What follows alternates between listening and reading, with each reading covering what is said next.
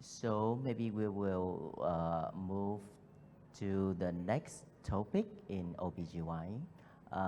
May I introduce Dr. Võ Tá Sơn from Vinmec, Time City, Hà Nội, Vietnam. He will talk about the basic plans in OBGYN scan, how to optimize the information from the fetal brain ultrasound. Thank you, Chairman, for kind introduction. Hello, everyone, ladies and gentlemen. It's my great honor to be here today to share with you a simple but interesting topic about the obstetrical ultrasound. Exoplanes in fetal brain ultrasound, how to optimize, how to maximum the information.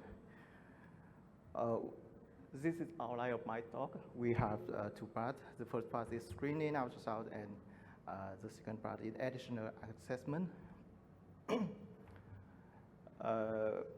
We all know the fetal brain malformation is one of the most fetal abnormalities.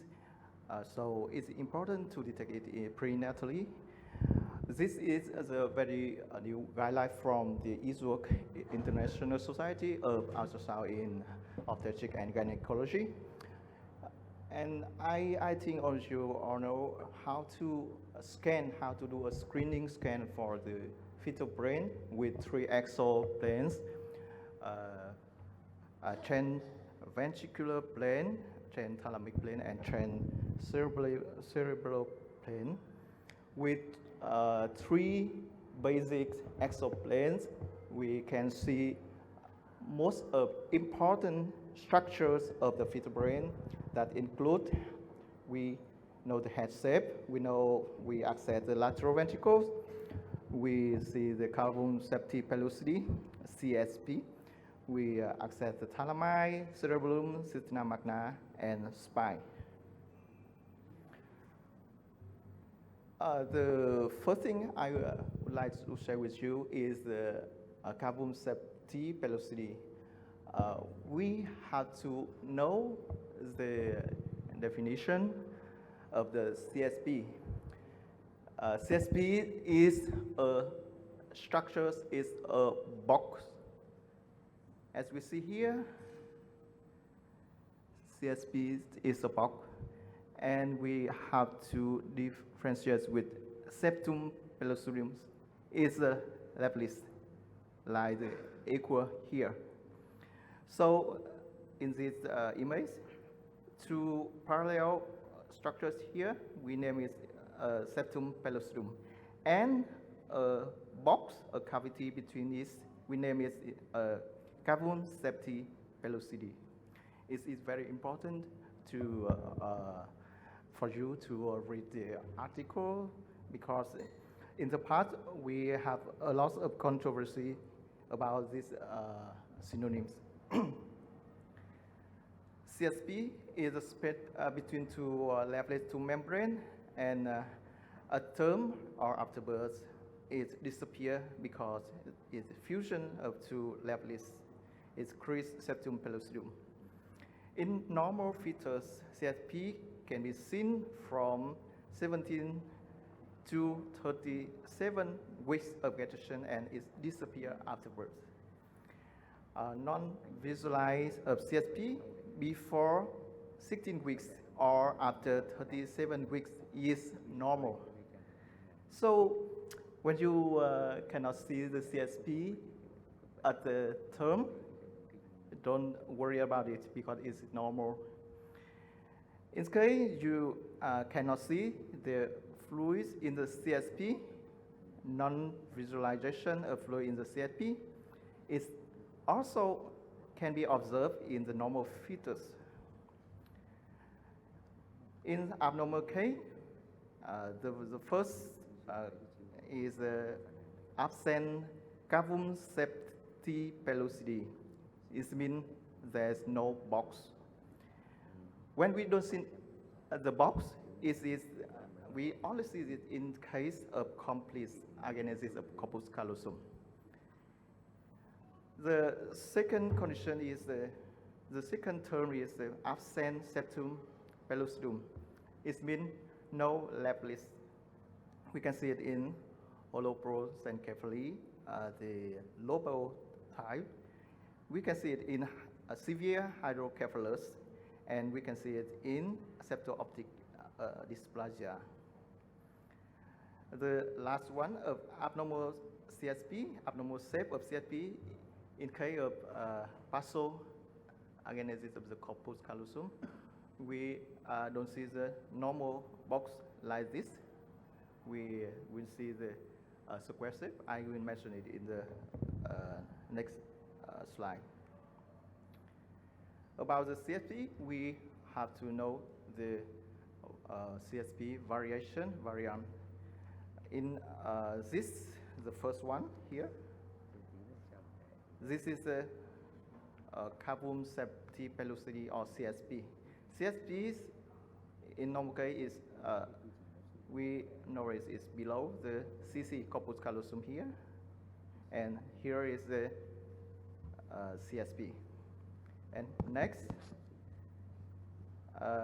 when we see the cavity behind the CSP, like this, is the cavum vagi.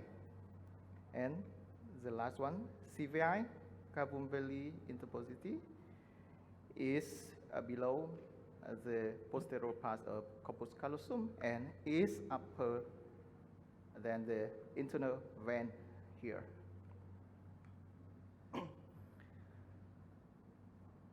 When we cannot see the fluid in the CSP, in case like this, here is the image of normal case. Here is, we don't see the fluid cavity inside the box. We name it obliterated CSP, no fluid in the CSP, and we check the corpus callosum. If corpus callosum is normal, the outcome can be good, and we consider it a variation of normal development. Don't worry about it. The next one, we have to see on the exoplane. We have to access the lateral ventricle. We measure the width of posterior horn of lateral ventricle, and where we put the caliper. We put it inner at level of parietal occipital sulcus. And in case in early stage we do not see the POS, we can measure it at level of choroid plexus. And it's easy to access the distal lateral ventricle, but we have two sides. The proximal is very hard because the shadowing of the bone, and we can tilt the probe cranial to caudal to get a picture like this. In this case, the measurement of the lateral ventricle is a little bit wider than the normal way we measure. But it's not important. We can access the lateral wall. We can access the corpus choroid plexus, and we access the Sylvan fissure here. It's very important. It will include in the guideline of the Israel group about the fetal neurosonography. And this is a case to show how important to see the whole of the brain. In the first picture, it seems to be normal. We see the normal CSP, we see the normal lateral ventricle. But when we move down a little bit, we can see something abnormal here. And this is a case of subependymal heterotopia. And here is the swab. So it is very important to scan careful and swab it better than a single plane. Very important. This is the way how to access the proximal lateral ventricle. Here is the CMV infection cases with the occipital cyst of the. This is the way we put the probe. We move down the probe here and angulate it to cranially. We can access the proximal lateral ventricle. We access the lateral ventricle wall here. We can access the ventricles, and we access something abnormal here in occipital horn. A little bit about the anterior horn. We have the structure of anterior horn. We name it the anterior complex. It includes the two anterior horn of lateral ventricle. Is the CSP in the middle. The comma shape of the anterior horn of lateral ventricle, and separated it by CSP. It is very important marker for the normal brain development. And let's move, see a little bit, very common lesion, complete agenesis of the corpus callosum. Here is normal K, and here is normal K. It is easy to see the teardrop shape of lateral ventricle with my ventriculomegaly and the hypoplasia of anterior horn, and two anterior horn is widely separated than the normal, and we cannot see the normal structure of CSP. Is it CFP? No. Is the third ventricle is elevated.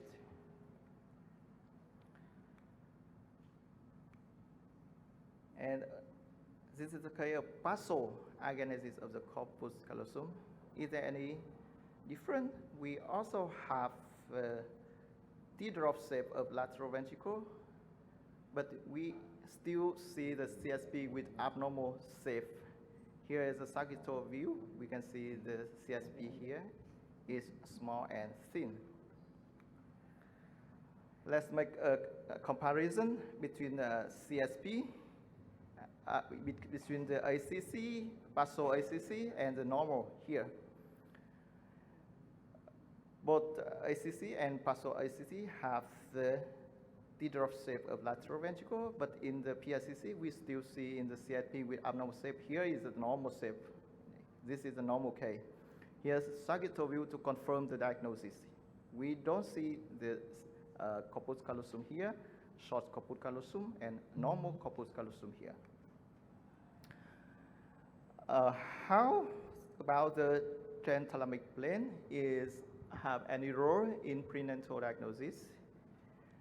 The genthalamic plane only for fetal barometry to measure SC and BPD to recognize the in case of small and enlarged head. If you are lucky man, you can get some lesion like few thalami.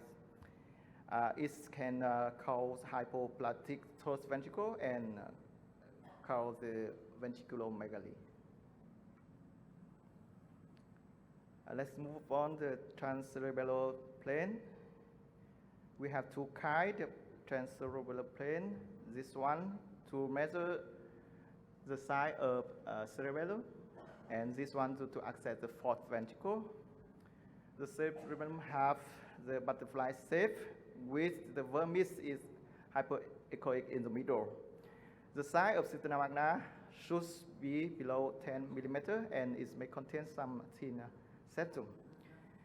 Before the 19 or 20 weeks, vermis do not completely cover fourth ventricle.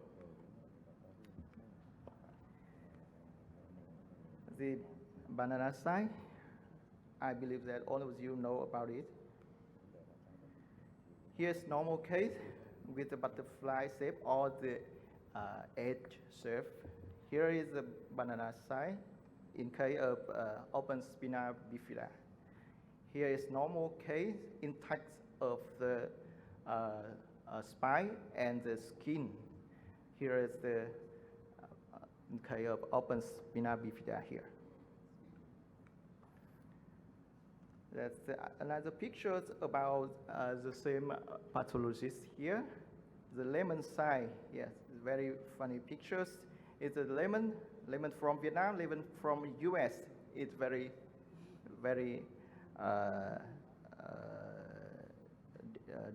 different. In a normal case here is the shape of the skull is like the oval. Here is the abnormal case with hypoplasia of the frontal bone in case of open spina bifida here. Dandy-Walker malformation complex. In the exoplane, when we access the transcerebral view, we can see some image like this. This is the open fourth ventricle. It can be normal in black palsy with good prognosis. We can see it in case of severe lesion like Dandy-Walker malformation or vermis hypoplasia here. And we also assess the shape of the fourth ventricle. Here is a normal case, normal image of the fourth ventricle. And here is the abnormal cases of the fourth ventricle, like this here, case of Zuber syndrome. And for